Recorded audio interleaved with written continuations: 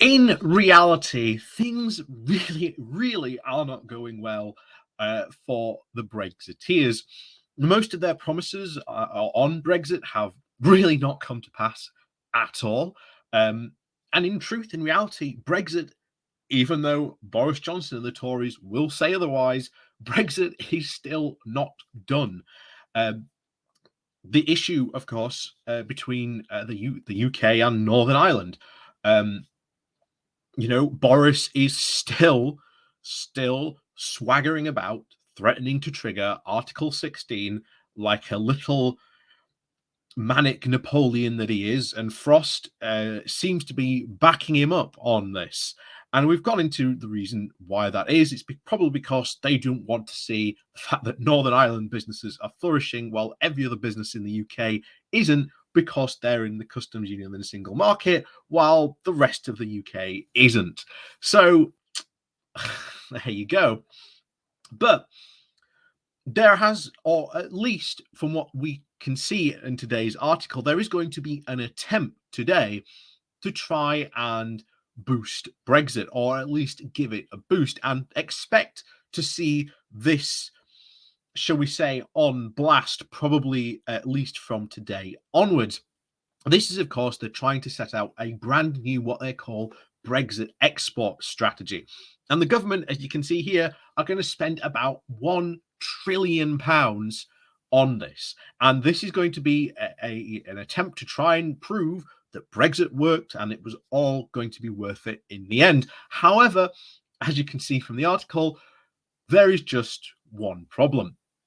So before we do get into find out about the article and what that problem is, because it's a real doozy, please do remember to hit that like, share, and subscribe button. And of course, down below there are links to my Patreon page, as well as a one-off donation link called Buy Me Coffee, where you can, well, buy me coffee. And as always, thank you very much to all those people who do support the channel that way. So on with the article then. So this comes from the London Economic with the title of "The UK Sets Out a £1 Trillion Post-Brexit Export Strategy. There's just one problem." So let's find out what this is. UK ministers are expected to announce a new £1 trillion annual export target this week in a bid to try and extol the benefits of leaving the European Union. The trade event hosted in London this week will offer the chance for politicians to flex Britain's muscles outside of the single market, with a, quote, new Made in the UK, Sold to the World campaign to be launched alongside various initiatives to try and boost overseas trade. Financial support in the shape of the export-linked loans and access to expertise and advice will be rolled out too, while small businesses are expected to try to get financial support to attend trade shows, conferences, and exhibitions. The resulted overseas sales target, expected to be hit by 2030, is part of the Prime Minister's Boris Johnson's plan to try and overhaul Brexit's Britain's post-Brexit export strategy, helping the UK to, quote, level up.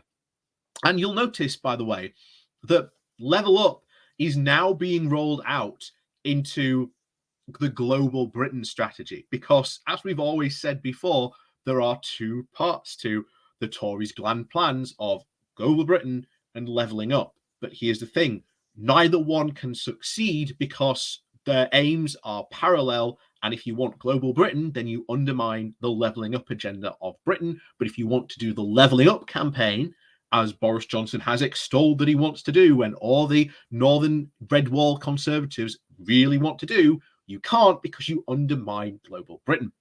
And as I've said before, global Britain is winning. And what they are trying to do now is that they are now pulling the levelling up message onto the global Britain message to make it look like, ooh, the levelling up messaging is working, when in reality it's not. They're just fooling you, because global Britain and the whole ridiculousness behind that is what is currently running on the Tory party. It is what the Brexiteers have always been pushing for. So anyway, back to this.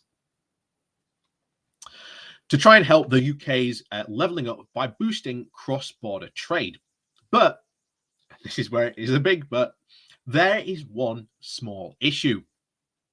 As Jim Prickard And Daniel Thomas pointed out in the Financial Times the same export target was promised by David Cameron back in 2012 with an objective of hitting it by 2020. The promise has also appeared in the Conservatives' 2015 Conservative Party manifesto. But the UK only managed to increase overseas sales by 689 billion by 2019 before the coronavirus pandemic hit. Emily Thornberry, the Shadow Trade Secretary, said the only way the government will actually achieve this is by mending our trade with Europe. And mending our trade with Europe must be the priority, she said. That target cannot even be achieved unless the government gets its head out of the sand and fixes the holes in their own botched Brexit deal and helps our exports recover their trade with the UK's biggest market. So, as you can see, expect this to be, at least for the time being, to be the big celebration that Brexiteers are going to try and say, oh, look, we're spending 1 trillion on this, post-Brexit strategy, and it's going to be wonderful. It's going to be amazing. Look how wonderful it's all going to work. Except whenever they bring this up, just say to them, well, hold on. David Cameron promised this back in 2016 to arrived by 2020. And pre-pandemic, he was barely even halfway there. He had only just got over halfway there from 2021 to 2020. So unless they can somehow, again, and they're not, because all the trade experts have pretty much said this from day one, that Britain's exports and our biggest market will always be single market and to the European Union. They are our biggest market. We've said this before, trade gravity. Countries always trade with their closest neighbors first, then other people. And this goes for the same for all other EU countries.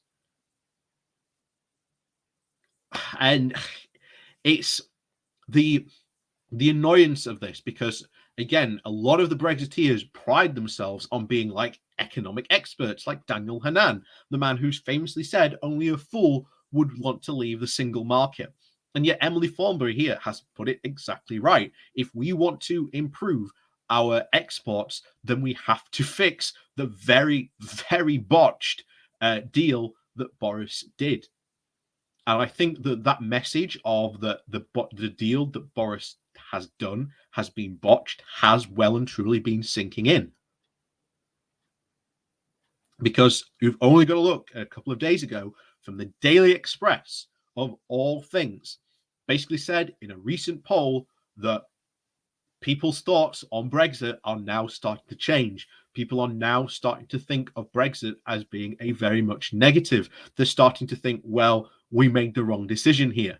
And that, remember, is from the Daily Express. So as you can see, things are not really going well for the Brexiteers. So expect this week for any Brexiteers to start pumping this message out saying, oh, look, we're going to do this. It's wonderful. It's wonderful.